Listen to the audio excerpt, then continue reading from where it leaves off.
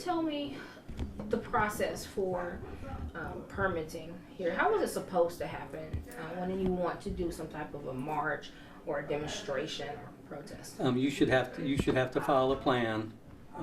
There's a whole bunch of parameters, and I'll be glad to give you a copy of one before you leave. There's several parameters, and the main things that we want to make sure it's safe. That's probably the number one requirement for any kind of thing like that. We want to make it safe.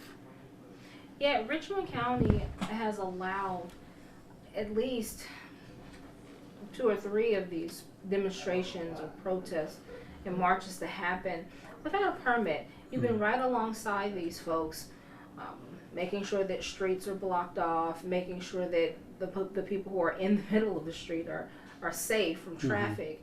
Why is it that you're allowing it to even happen? Well, in those cases, nobody even applied for a permit.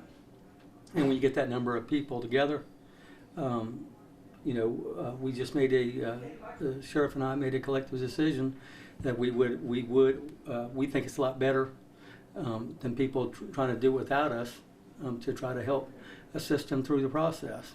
Regardless of whether or not they actually we do want them to do permits. And last night, one of the marchers actually applied for a permit, but they didn't do so in a timely fashion. It was like last minute. But one of the good things is that we look at a lot differently at the permitted events than the non-permitted events. In other words, while we do allow them, if we have a permitted event, it kind of eases our minds more because you have somebody representing the group, somebody that's following a plan, the whole 9 yards to make sure it's safe. But what we didn't plan on doing was if you have 200 to 500 people to show up that they're bound and content, they're going to have a demonstration, then no, we decided not to actually go stop it.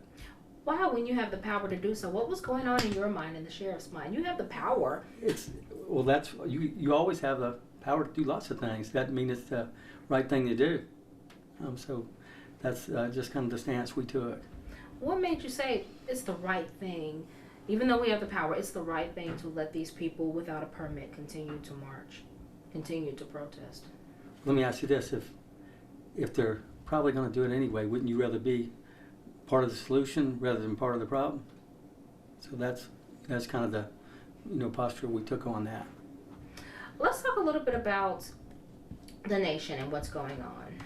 There are people at these local protests and across the country, they're saying the same thing. They're tired of the police brutality, so they're saying no justice, no peace, Black Lives Matter. I've even heard F the police. What is the Richmond County Sheriff's Office doing to better its standing with the community? What are you doing to make sure, more specifically, that African American men are not subjected to police brutality, to targeted pullovers and ticketing? What are you doing to make sure that contact that you make, especially with Black people, is not as abrasive as it has been? And I know in 2013 you had an incident where there was someone who was tased that eventually died. What are you doing to squash all of that and make sure that it doesn't happen and that you can let these people feel like they're people? Yeah, that's a good, valid question. And what I'd tell you is that I think you have to look at what we've done in the past. I'm very familiar with the person that was the in custody death. It was actually a person that was a friend of mine, and but it was one of those things that it was unavoidable. He didn't die from the tasing per se. It was a combination of a drug intoxication. But one of the things that we do is I think we have a very good relationship with the community here. And some of the ways that we've helped to foster that is we have a Citizens Advisory Board. We have a group of citizens that are appointed, and they usually by the commission. They attended our community policing academy, and they help our Citizens Police Academy. They attended that, and they basically help us and advise us on matters such as policies. We've vetted most of the policies, like the body cam policy, some of our use of force policies and things like that. We vetted with them, got their input and suggestions that they had. That's the kind of thing, you know, where I think we have a pretty good dialogue with the public, and I think we also have a good record of, in cases where we have had, excessive use of force. I think the sheriff has acted decisively, and he has removed people where he is needed to. Can you talk about going forward? You mentioned the Citizens Review Board, and that sounds like a good step. But have you identified other areas moving forward where you can assure the people of color in this community that the sheriff's office will objectively react when the situation needs it in the community, so that people don't live in fear? What are you doing? Well, like I told you, I think we're doing the things that we've continued to do, and I think a good example would be the sheriff. He was out there at the protest on Sunday. He spoke with the group, and he's active, he's engaged, and I will tell you that I think all of our deputies are active and engaged. I think one of the things that you need to remember is that we literally we answer between 300,000 and 400,000 calls a year, and we probably literally have hundreds of thousands more contacts than that. I would venture to tell you that 99.9% of our encounters with the public, they turn out good. As far as we don't get a excessive, do we sometimes get complaints? We do, and we have an internal affairs division, and we have aggressive supervisors, and we ferret those out. And like I told you, if we do have issues, we address them and deal with them as soon as possible. As far as going forward, like I told you, I think we're going to stick with the things so far that have worked for us. What are those things? Can you name them specifically for me? Well, just the fact that when we came in, they had a traditional policing model. When we came in here as administration over going on 8 years ago, we implemented a community policing, problem-oriented policing type of philosophy. We also implemented different programs. For example, it may sound silly to you, but we did enjoy some success from it. For example, we adopted training programs from, for example, Chick-fil-A. You ever go to Chick-fil-A? Chick-fil-A is amazing. Okay. And when you go there, what kind of service do you get? The best service. Okay, and that's we implemented some of their training programs back so that our deputies understand what we're looking for. Is we're looking for, we want you to work with a service heart, that you're there to serve the public, and sometimes, you know, even when you have to enforce laws and stuff like that, you still do it in a courteous and professional manner, and you still do it with compassion. And those are the things that we try to do. Let's speak nationally a little bit. We have this officer in Minneapolis who had his knee in this George Floyd's neck, led to his death, this independent autopsy showed. You've seen the stories countless times. What overall needs to change when it comes to law enforcement and black people? Well, first of all, on that particular thing, that was horrible. That was a horrible technique used by him. It was just a whole horrible situation. It should have never occurred. Again, what I think you have to do, though, is I don't think 99.9% of the police officers in the country act that way. I think that's an aberration. I don't think that you're going to see that every day. I don't, in fact, I could tell you in my career, I've never seen that before, where somebody was on somebody's neck with their knee like that for 8 minutes and going on, I think I'm in my 42nd year. Do you teach that in police training? What's that? Do you teach that in police No, training? we do not teach that in police training. We teach that once you get once you get somebody in custody, once you make the arrest, once you get them under control, your after that, your responsibility first is to get them under control, and then second after that is to make sure they're okay. Because if you have to use force, you have to anticipate that they could get hurt. And so that obviously wasn't something that was in that situation there.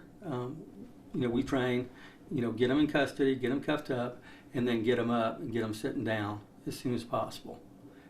We've been, one of the things that they've taught us probably at least 10 or 15 years ago is about positional asphyxia. And when you lay people on their stomach, especially large people, it tends to constrict their breathing to begin with. So you have to really think about what you're doing as far as when you have, because we have had some in-custody deaths, across the country that we've learned from, and that's not something you should do. But again, what I would tell you is that we literally have probably, if not hundreds of thousands of encounters across the United States every day. And like I told you, 99.9% of them, they go fine. All it takes is one person to basically do something stupid, and it ruins it for everybody. And that's kind of what's going on here. But what I would ask people is don't paint me with the same brush that you're painting that officer, because that's not representative of the deputies that I have here. I ride with them frequently, and I will tell you that we have a professional bunch of deputies that do a good job day in and day out, and they have a heart for their community. Even though that's the case, they are bad apples, we both know. Because of what happened in Minneapolis and the outrage that has erupted from it, did you go back at all during this past week and speak with deputies or review the way that they were trained with them, or review in custody, and the way you apprehend someone? Did you all do that at all? Just as a refresher. No, I will tell you, we've had our hands full, as you might imagine, this last week, and it will be something that we do in-service training every year. The deputies do 40 hours, and they get that in their in-service training every year, and they get it. They get it daily, as far as at roll calls and things like that. Would you say that this incident calls for a reminder of what you learned to be true, what you said about making sure that you get them under control, you check and make sure they're okay, and you sit them down? Do you think that this entire incident warrants a reminder of that? They've been reminded. They have been reminded of it. And like I told you, I don't believe, there's a couple of things I don't believe would have happened here because of the way that our deputies are. I think, first of all, I don't think any of our deputies would have done that. And if they had done that, one of the big things that we preached about is that, during encounters and during use of force incidents, things can get heated. Obviously they can. And sometimes if you're a deputy on the outside, you have to step in and say, hey, whoa, I got this. Like if you see a deputy that's, getting excessively angry or getting overheated, we do that. Hey, I got this. And I think that our deputies do that. When someone is pulled over in Richmond County, what can you tell our viewers today that they can be sure of when it comes to education and experience? Before that officer comes to their door, their car door, what can they rest assured of knowing that this deputy probably has when it comes to experience and education and training? Well, you kind of know that you're only required a high school diploma, but you do receive training.